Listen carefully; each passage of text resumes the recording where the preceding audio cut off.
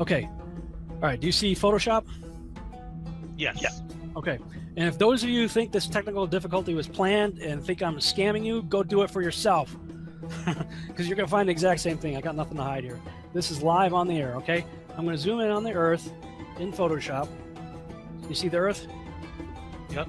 Okay, I'm going to go to Image, Adjust, Levels, and I'm going to bring the levels over here. And I'm going to bring the levels up. Uh-oh. What is that? Oh, wow. Yeah, wow. Why is there a square box around the Earth allegedly taken from the scientists on the moon in Apollo 17? And people wonder why I don't trust NASA. That's why I don't trust NASA. I mean, they're always out there saying, you know, Rob, everybody's trying to show you stuff from space and you keep rejecting it. This is why I reject it. These guys are liars, you know? Then you got other pictures like this, the blue marble, right, that come out. Okay, well, there's a big problem with the blue marble, and I'm going to zoom in here and show you what the problem is. These are all composite images where they are really not very good at Photoshop because they're using the Photoshop clone tool to replicate clouds. This cloud is a copy of this cloud. See the formations? They're identical. Identical formations, side by side. Wow. Right? These right here, side by side, side by side. See this kind of W-looking shape right here, replicated right here. This cloud is exactly the same as that cloud. You know, same clouds right there, and same thing on the other side of the world. They got the same thing going on. They got careless. Here, look, 1, 2, 3, 4, 5 of the same formations replicated right there. These two replicated, same exact formations right here. This right here is clone of that right there. I mean, really? So you're telling me that we could take pictures of Jupiter and Saturn, huge, massive planets, and now we're out going to Pluto, but we don't have one legitimate picture of the Earth? Okay, so we have the picture of the Earth. Now, if you take the picture and you turn it upside down, do a 180, you can clearly see over in the top corner right here that there is a subliminal message that says sex. It's spelled out in the clouds and it's as clear as day. And if you studied any of the subliminal messages throughout history, this is classic. This is exactly how it's done. They put the word sex all throughout Disney movies, in fact. The reason why is because your subconscious reads the word sex and then it relates that image to sex, a pleasurable thing. And the conscious mind is not supposed to see it, but your subconscious mind is being programmed. Now, what I do not understand, why are there subliminal messages inside of an official photo released by NASA of the Earth? When you try and search for a picture of Earth from space, you'll find surprisingly few of them. In fact, all of them, including this one, this is from NASA, it's called the Big Blue Marble. All of them are composites.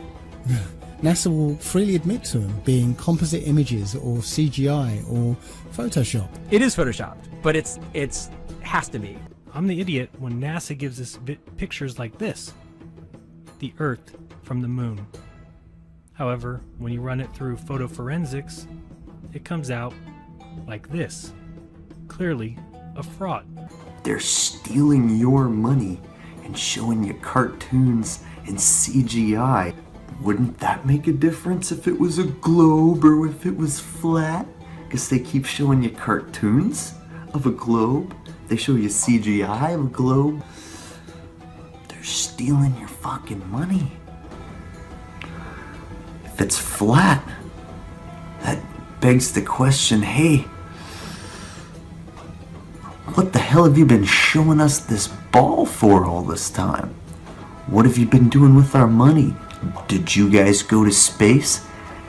Is evolution actually real? Did you guys just make this shit up? See, these are the questions we need to be asking. There might be more land out there to be discovered.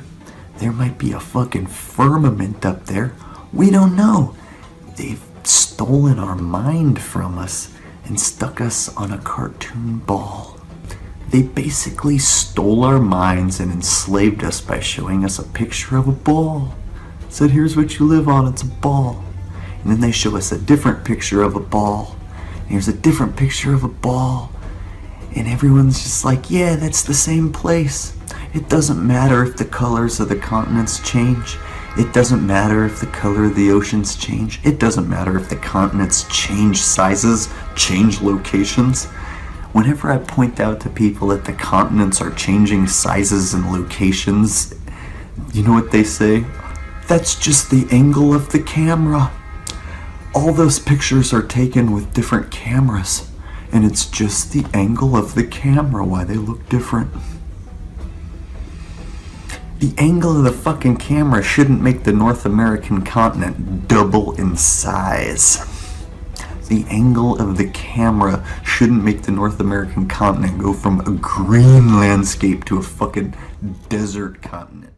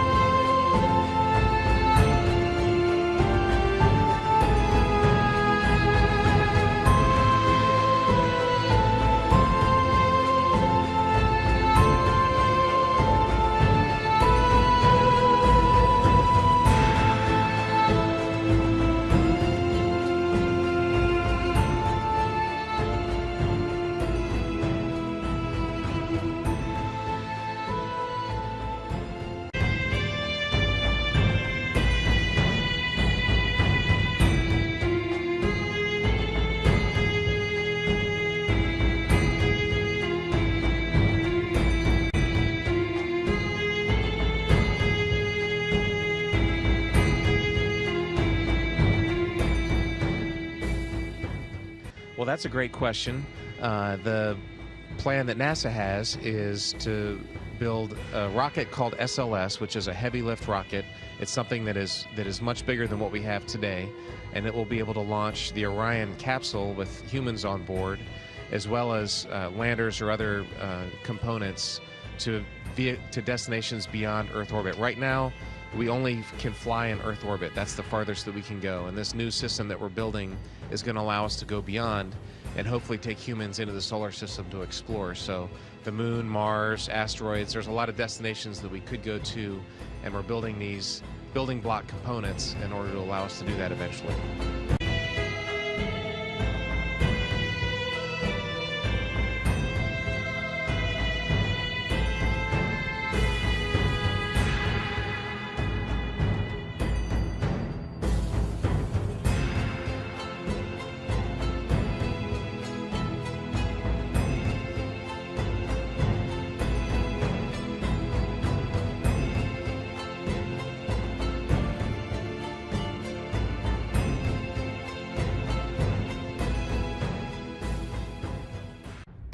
As we get further away from Earth, we'll pass through the Van Allen belts, an area of dangerous radiation. Radiation like this could harm the guidance systems, onboard computers, or other electronics on Orion. Naturally, we have to pass through this danger zone twice, once up and once back. But Orion has protection. Shielding will be put to the test as the vehicle cuts through the waves of radiation. Sensors aboard will record radiation levels for scientists to study. We must solve these challenges before we send people through this region of space.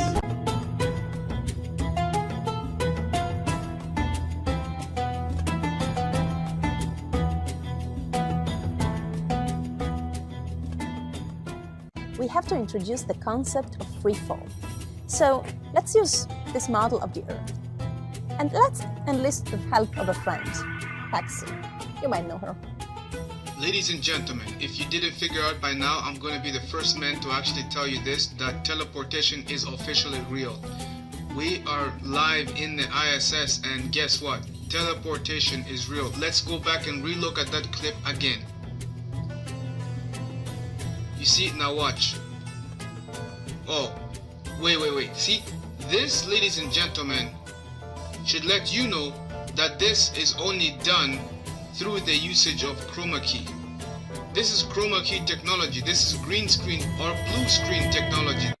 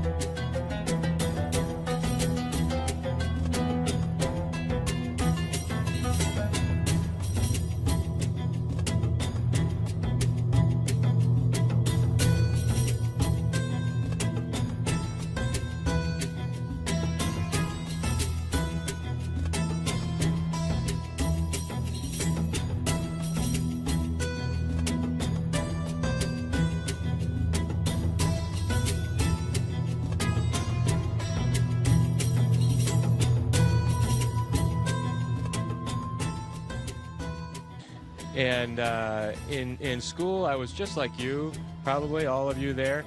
I tried my best. I didn't always succeed, didn't always do well, but I put my best effort into school.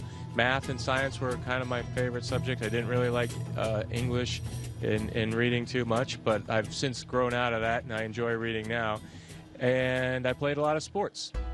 And all of that happened in a little town called York, Maine, across the United States from where we're talking to you right now.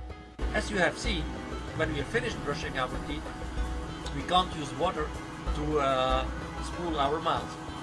So we just get rid of the toothpaste in a small cup like this, which of course after a while we exchange. Spitting, that's going to be a problem, so we swallow our toothpaste, we swallow our toothpaste, we swallow our toothpaste, swallow our toothpaste. So we just get rid of the toothpaste. So water is also very dangerous on the space station because we have a lot of electricity. So we need to be very careful not to spill it.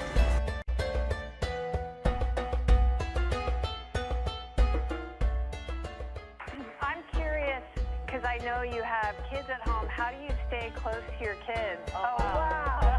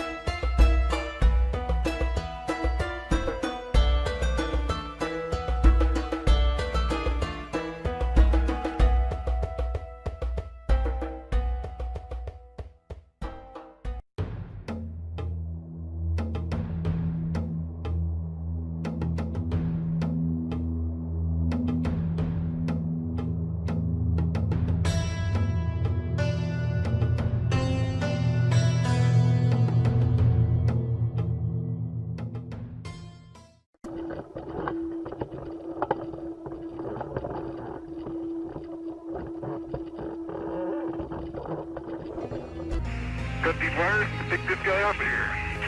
Okay, that's it's a little bit more. So we can see your hand now. See if we can see your thumb. We can see your hand now? We can see your thumb?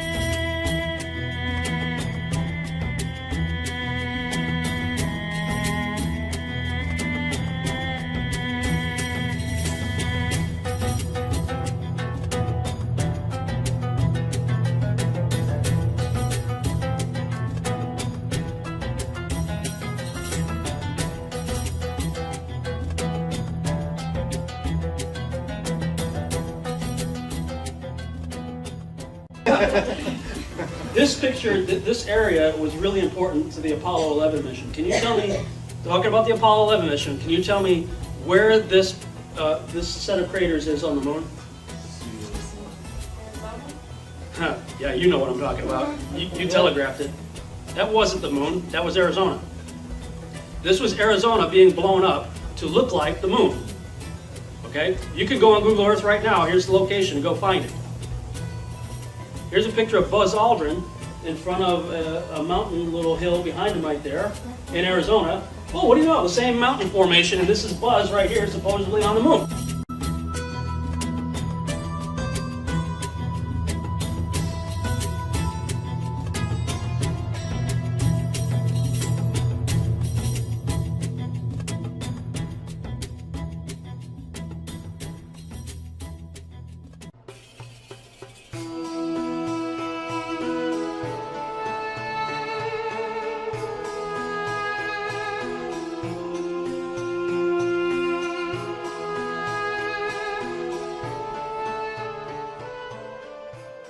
Absolutely unreal.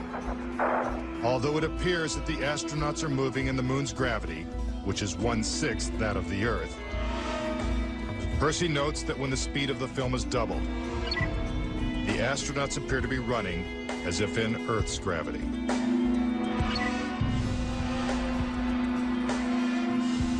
Also, when the footage of the lunar rover is doubled in speed, it looks as if it's driving here on Earth.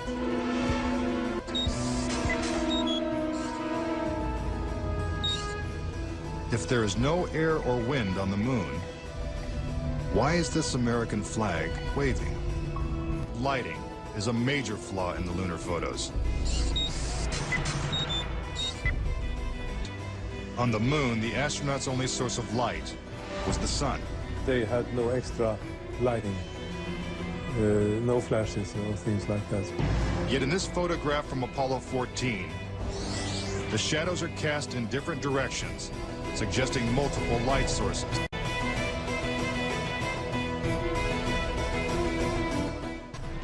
Why do some of these images shot at different times and different places appear to have identical backgrounds? These two photos seem to have the same mountain backdrop, yet the lunar module is only present in one of them. Seemingly impossible, since the LEM never moved and its base remained even after the mission. What a ride, what a ride. Some suggest the same artificial backdrop was used when shooting two entirely separate pictures.